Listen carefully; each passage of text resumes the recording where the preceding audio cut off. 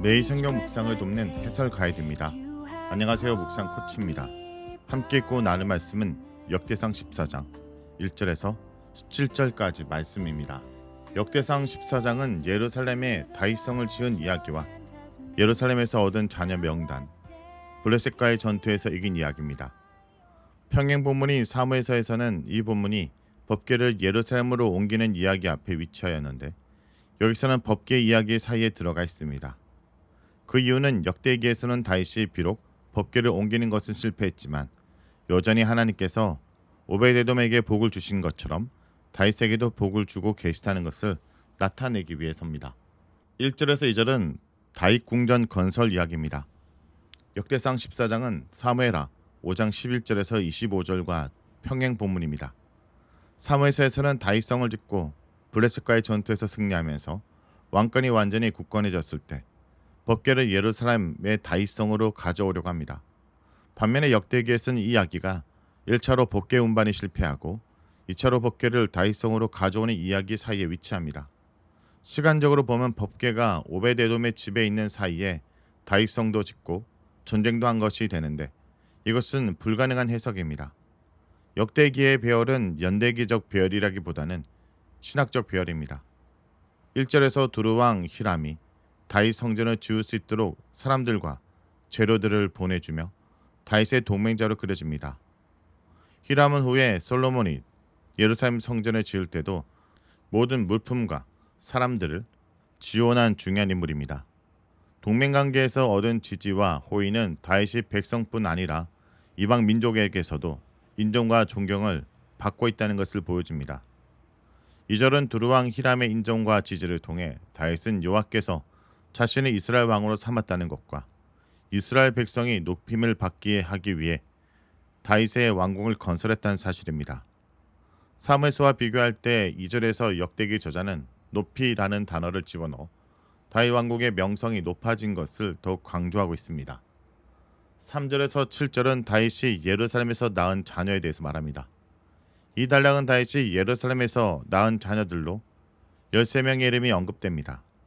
역대기 신학에서 아들, 딸을 많이 얻었다는 것은 다윗 왕조가 강성해지고 있다는 증거로 하나님의 축복을 받았다는 의미입니다. 3절에서 다시는 헤브론에 이어 다윗이 계속해서 하나님의 축복을 받고 있다는 뜻입니다. 저자는 다윗이 아들들과 딸들을 낳았다고 말하지만 명단에는 13명의 아들들 이름만 기록되고 있습니다. 평행 본문인 사무엘하 5장 14절에서 16절에 11명의 아들 이름이 나오고 역대상 3장 5절에서 9절에서는 12명의 아들과 1명의 딸의 이름이 나오며 앞에 4명은 밧세바의 아들들이라고 어머니 이름을 밝히고 있습니다. 여기서 문제가 되는 것은 부엘야다인데 히브리어로 베엘야데로 번역하면 주인이 알다 혹은 바알이 알다는 뜻이 됩니다. 다른 부분 사무엘하 5장 16절과 역대상 3장 8절에서는 이 이름이 신이 알다라는 뜻의 엘야다로 기록되는데 아마도 부엘야다가 엘야다로 변경된 것으로 보입니다. 이 아들들 중에서 뒤에 다시 언급된 이름은 솔로몬밖에 없습니다. 8절에서 17절은 블레셋과의 전투입니다. 다윗이 블레셋과 싸운 두 번의 전투를 기록하고 있습니다. 이 부분도 사무엘하 5장과 평행 본문입니다. 8절에서 12절은 첫 번째 전투로 블레셋은 다윗이 온 이스라엘 왕이 되었다는 소식을 듣고 다윗을 잡기 위해 군사를 이끌고 올라옵니다. 역대기 저자는 사무엘하 5장 17절과 달리 모든이라는 단어를 추가하여 다윗이 유다뿐 아니라 유다와 이스라엘의 지지를 받은 온 이스라엘의 왕이 되었다는 것을 분명하게 나타냅니다. 다윗이 전체 이스라엘을 다스리는 왕이 되자 블레셋이 쳐들어온 것은 다윗을 블레셋의 봉신으로 두고 공물을 받으려 했기 때문입니다.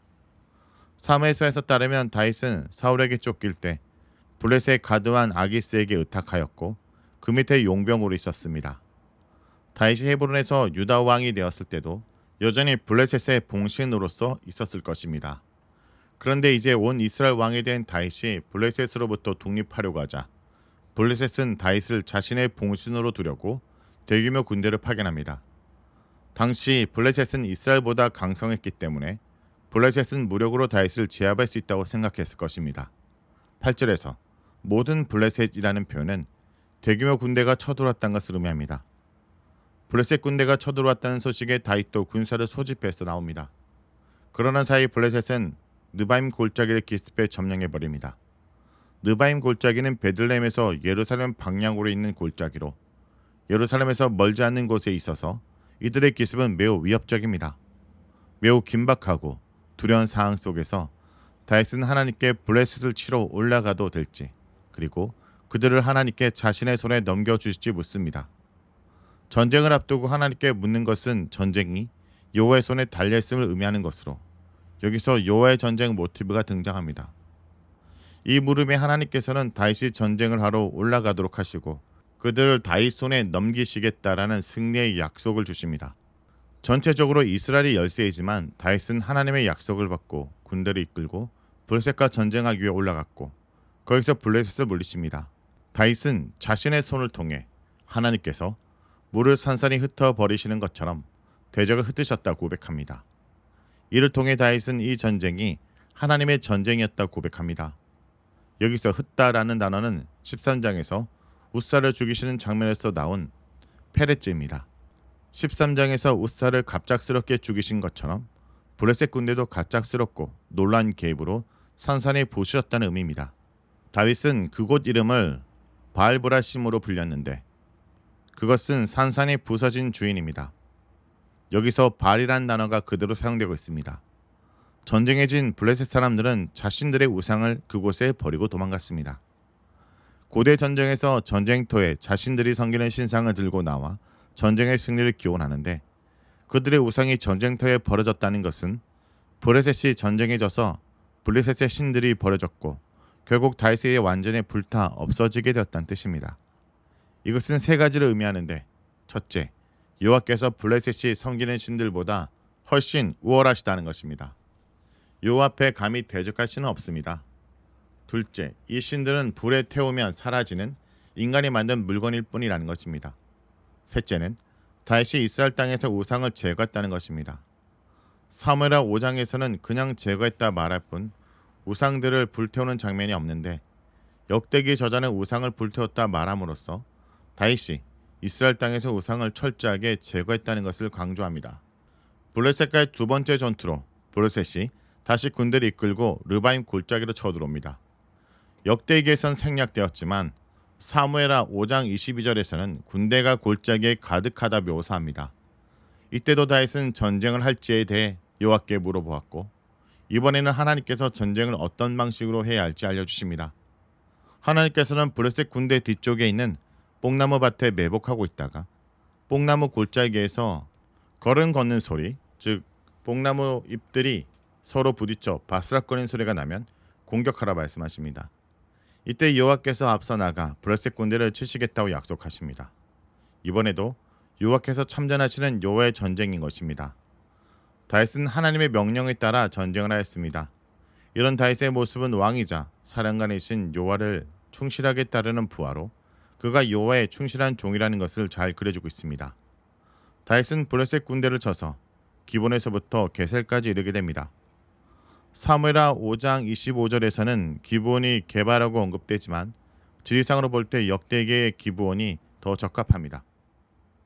17절은 14장의 결론으로 다윗의 명성이 온 세상에 퍼졌고 여호와께서 모든 이방 민족들로 하여금 그를 두려워하게 하셨습니다. 13장 마지막은 하나님의 파괴로 다윗이 하나님을 두려워하였는데 14장의 마지막에서는 하나님의 파괴로 이방 민족들이 다윗을 두려워하게 된 것입니다. 여기서 하나님의 백성이 두려워할 대상은 오직 한 분, 하나님이시라는 것을 분명하게 보여줍니다. 성도 여러분, 오늘 말씀을 통해 우리는 다윗이 승리보다 하나님의 뜻을 먼저 구했음을 바라봐야 합니다. 하나님께 묻고 응답을 받고 말씀대로 행했습니다. 이것이 진정한 신앙입니다. 오늘 우리 인생도 하나님께 묻는 기도에서 시작되어야 함을 잊지 않기 원합니다. 말씀을 놓고 기도하겠습니다. 주님, 우리에게 역대상 14장을 통해 말씀해 주시면 감사드립니다. 다윗처럼 우리가 삶의 모든 상황 속에 주님의 뜻을 먼저 묻는 사람이 되게 하여 주옵소서. 우리의 성공, 안정, 전쟁의 승리가 모두 하나님의 손에 달려있음을 고백합니다. 주님, 우리가 세상의 목소리에 흔들리지 않고 하나님 말씀을 기준 삼아 살게 하시고 자기의 의와 경험이 아닌 하나님의 뜻을 따르는 용기를 허락하여 주옵소서. 우리의 이름보다 주님의 이름이 높아지길 원합니다. 우리 삶을 통해 이 땅 가운데 하나님의 영광이 드러나게 하시고 우리가 어디 있든지 하나님 나라 대사로서 살아가게 하여 주옵소서.